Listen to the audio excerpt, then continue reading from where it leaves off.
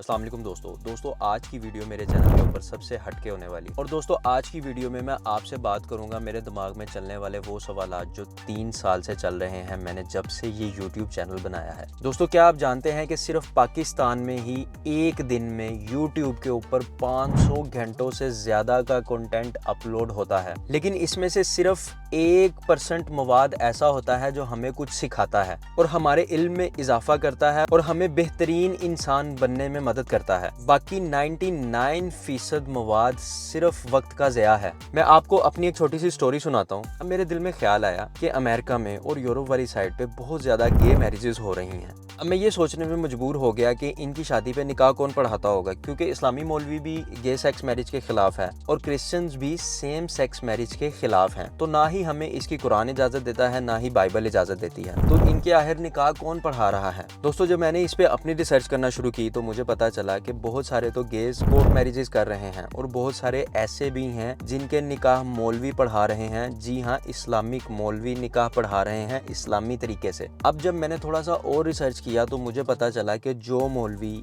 इन दोनों गेज अफराद का निकाह पढ़ा रहा है वो खुद भी एक गे है, लेकिन वो इमाम भी है।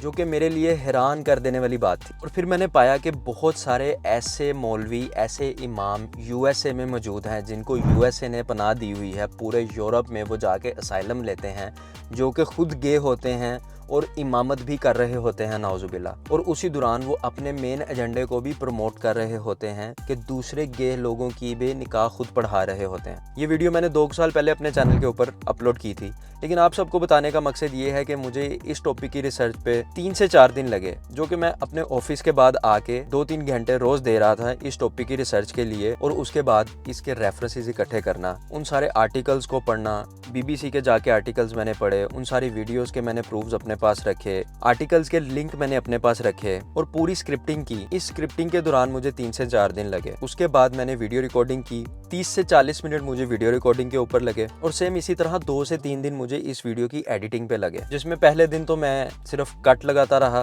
दूसरे दिन मैंने उसके पीछे एनिमेशंस लगाई और फिर मैं रेफरेंसेस वगैरह लगाता गया, जो वो रेफरेंसेस जो मैंने रिसर्च के दौरान अपने साथ सेव रखे थे। एक हफ्ते बाद जाके मैं वीडियो अपलोड करता हूँ तो पता चलता है कि उसके ऊपर 30 व्यू आए हैं और अभी चैनल की ये सूरत हाल है कि 10 व्यूज आ रहे हैं। अब एक हफ्ता तो मैंने उस वीडियो को देखा, उसके बाद मैं ये चीज सोचने पे मजबूर हो गया कि यार मैं इतनी मेहनत से कंटेंट बना रहा हूँ और अवाम क्या देखना चाह रही है। फिर मैंने सर्च करना शुरू किया कि यूट्यूब के ऊपर लोग क्या देखना पसंद कर रहे हैं और किस किस वीडियोस के कितने ज्यादा व्यूज आ रहे हैं। और फिर मैं देखता हूँ कि एक तरफ डकी की वीडियो आती है जिसमें वो किसी को गालियां दे रहा है, किसी को रोस्ट कर रहा है, या फिर उसने नई डेली व्लॉगिंग शुरू की हुई है और सारे उसकी बात कर रहे हैं। 2 साल पहले मां सफदर के घर में क्या हो रहा है लोगों को ये देखने का शौक था। उसके बाद रजब भट्ट क्या कह रहा है, रजब भट्ट के घर में क्या हो रहा है, उसके घर में आज क्या पका है, लोग ये देख रहे हैं। अब मिलियंस ऑफ व्यूज आ रहे हैं। खैर मैंने अपनी इस कोशिश को जारी रखा। अब तक 2.5 से 3 सालों के अंदर मैं 150+ वीडियोस अपलोड कर चुका हूँ। अब मेन पॉइंट जो समझने वाला है, अब जो डेली व्लॉगिंग के साथ मसला है दोस्तों वो ये है कि आप इस व्लॉगिंग को देखना स्टार्ट करते हो और आपको पता भी नहीं चलता कि आपके ब्रेन मसल्स कैसे बिल्ड हो जाते हैं। आप ऐसी नेगेटिविटी के अंदर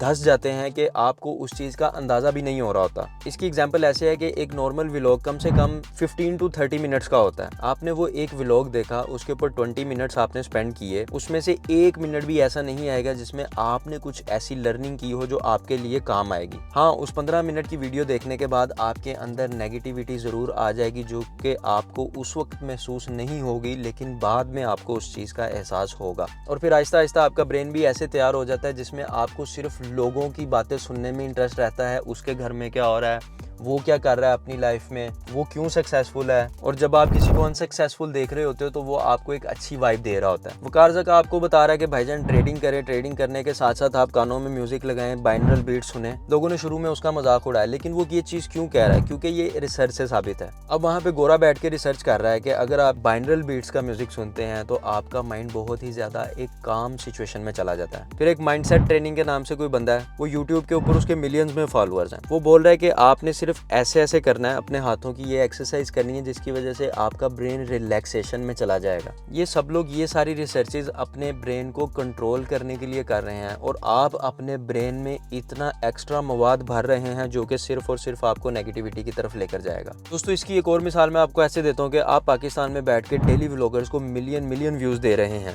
اور وہی پاکستان کا نوجوان جو ولاگز دیکھ رہا ہے 25 سال کی عمر میں پاکستان کی گھٹیا ترین ایجوکیشن اور ڈگریز لے کر پیدا ہوتا ہے، اور وہ ڈگری لینے کے بعد آگے کیا کرے گا، یا چھوٹی موٹی جابز کر کے اپنا ایکسپیرینس بلڈ کرتا ہے، اس کی انہی چیزوں میں وہ 30 سال کا ہو جاتا ہے۔ جبکہ اس سے برعکس جس ملک سے ہم لڑنے کی اور اس کو فتح کرنے کی خواہش رکھتے ہیں، اسرائیل، وہاں پہ ان کا 10 سال کا بچہ اپنے اسکول کے ساتھ ساتھ ہیکنگ کی کلاسز جوائن کرتا ہے، ہیکنگ کی ایکٹیویٹیز کرتا ہے، ہیکنگ کی سرٹیفیکیشنز کرتا ہے، آئی ٹی کی سرٹیفیکیشنز کرتا ہے، اور یہ بچہ جب انہی سرٹیفیکیشن اور انہی ایکٹیویٹیز کے ساتھ 25 سال کا ہو کر اپنی یونیورسٹی سے ڈگری لے کر نکلتا ہے، تو اس بچے کے پاس جو ابھی فریش گریجویٹ ہے، اس کے پاس ایتھیکل ہیکنگ کا 20 سال کا ایکسپیرینس موجود ہے۔ تو آپ ان دونوں اسٹوڈنٹس کو کمپیئر کر سکتے ہیں، پاکستانی اسٹوڈنٹ 25 سال میں گریجویٹ ہو کر زیرو ایکسپیرینس کے ساتھ، یا پھر اسرائیل کا ایک 25 سال کا گریجویٹ جس کے پاس بچپن سے لے کے اب تک 20 سال کا صرف ایتھیکل ہیکنگ کا ہی ایکسپیرینس موجود ہے۔ یہ میں نے آپ کو ایک فیلڈ کی مثال دی ہے،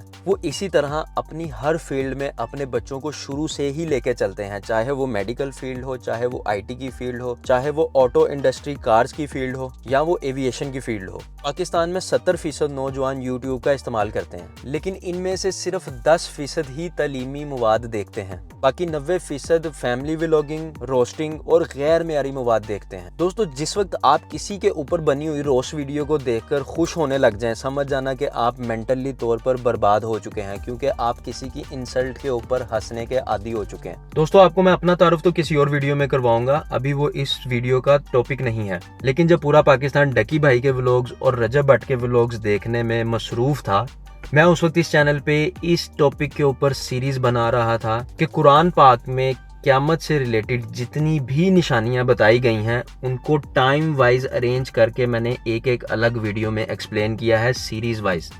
جس میں آپ کو ساری صرف وہ قیامت کی نشانیاں ملیں گی جو خالصتاً قرآن پاک میں اللہ تعالیٰ نے ہمیں بتائی ہیں، اور وہ کس ٹائم پہ کس ترتیب سے رونما ہوں گی۔